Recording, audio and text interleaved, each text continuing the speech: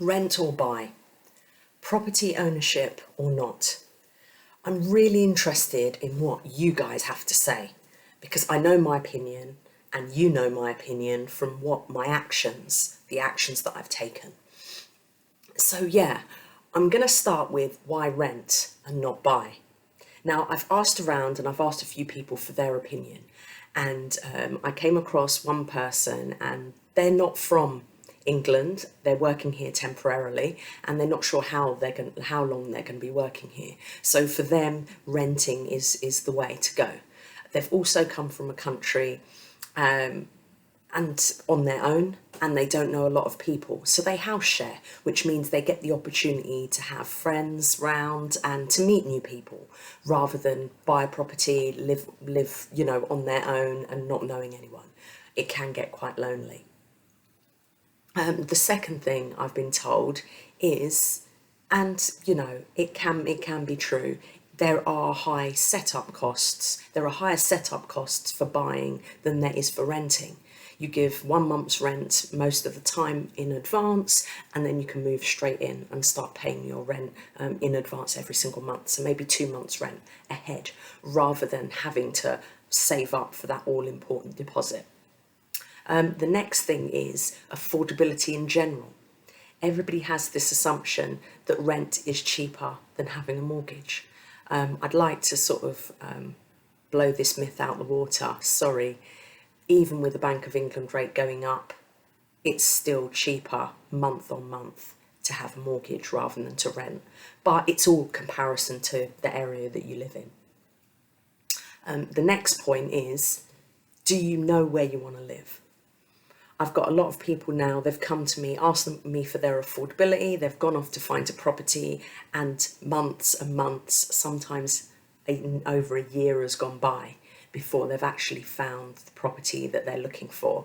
So not only are they not 100% sure of the location, and especially now being able to work from home, it makes too many decisions. I mean, I find myself, I've been a vegetarian since I was 5, and I used to complain years ago. I'd go to restaurants and things and they didn't have a lot of choice. Now I complain that there's too much choice.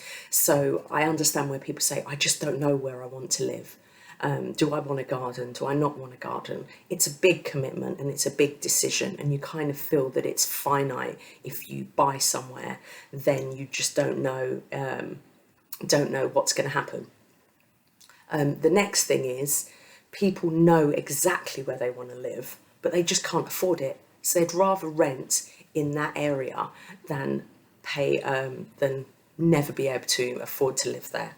So they'll rent in that area. A lot of people do it. They rent in really sort of central London so they can walk to work, and then they think to themselves, well, I can never afford to live here, so why buy anything? I will do a video on what to do in this situation. The next thing is the flexibility.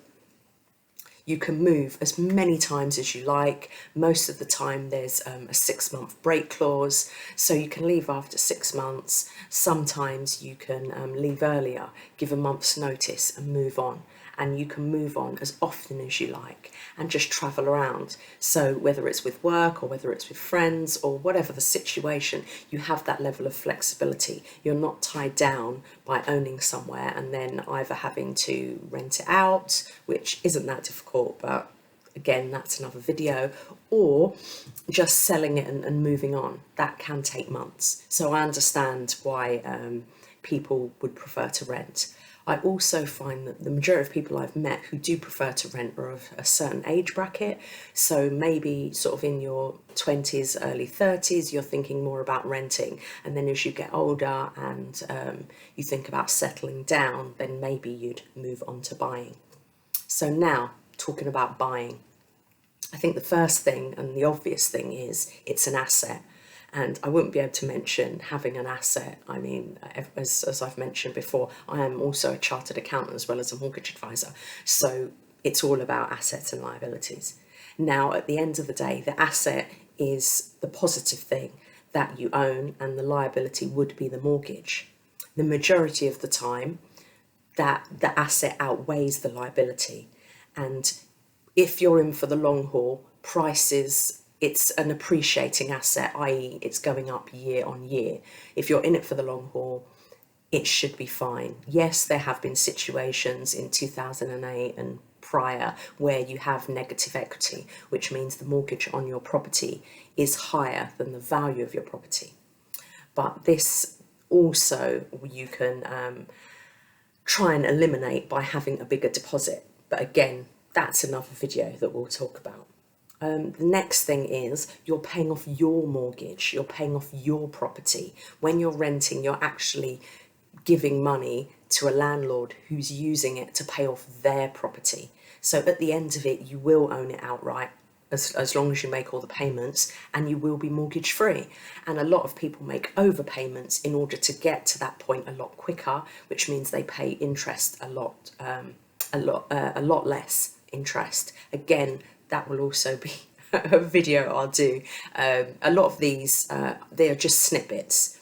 But I really want you guys to think about and put in the comments, why would you buy? Why would you rent?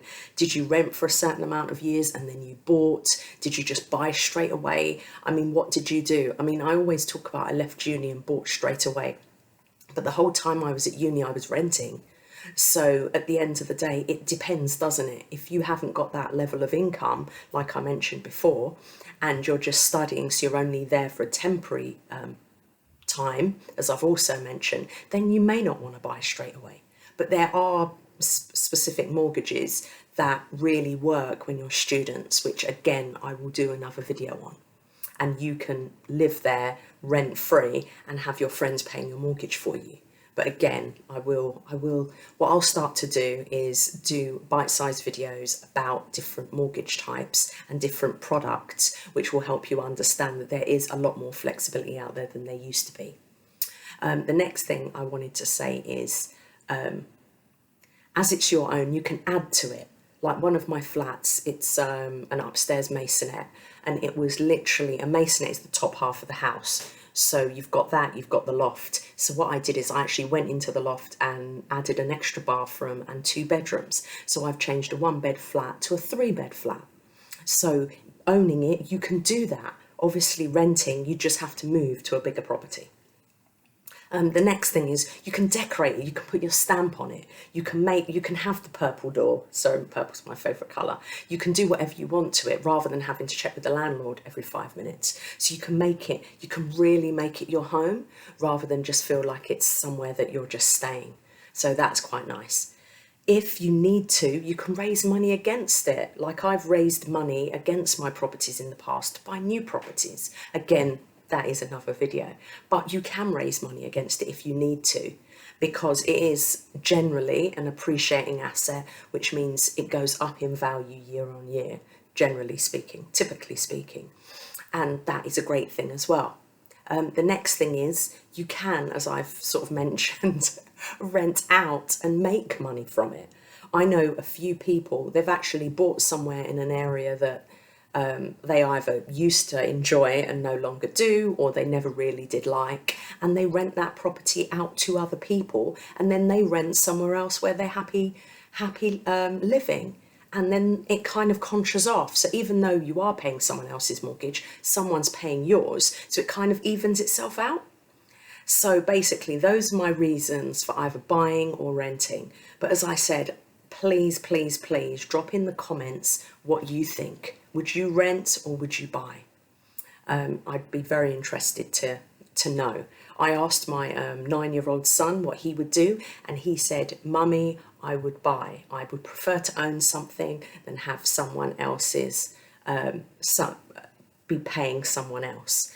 And obviously he knows about mortgages, he knows what a buy-to-let is. That's another video, I think. How young should you educate your children about finance? And my daughter also said the same thing, but she's 12. She went a step further. She said, "Well, Mummy, I'd buy and then I'd rent it and get someone else to pay it for me." So they're both around me a lot, so they understand about finance, and I've given it to them bite-size over the years as I've worked as an accountant and now as a mortgage advisor, so they understand how buy-to-let works and mortgages work. But they're, as I said, 9 and 12. I've asked people in their 20s, and depending on where they work and what they do, their answers were either renting or buying. I've asked people in their 30s, 40s, and I know someone in their 50s that is still renting. So it all really, really, really does depend on your lifestyle and your points of view. Some people, I met one person and he literally said he doesn't feel comfortable with the whole mortgage process and how much interest you have to pay. But again, I am going to do a video on explaining mortgages and interest and what a difference making overpayments can make to your mortgage. But yeah, some people, they really want to buy and they struggle with the deposit, which again, I will do a video about how to save up for a deposit, the best ways to save up for a deposit. So thank you so much for your time. I've loved talking to you as per usual. And yeah, basically, as you know, I'm the mortgage coach, and I'd love for you to comment in the chat about why would you buy or why would you rent. I'm hoping we can start a discussion around this. Take care. Bye-bye.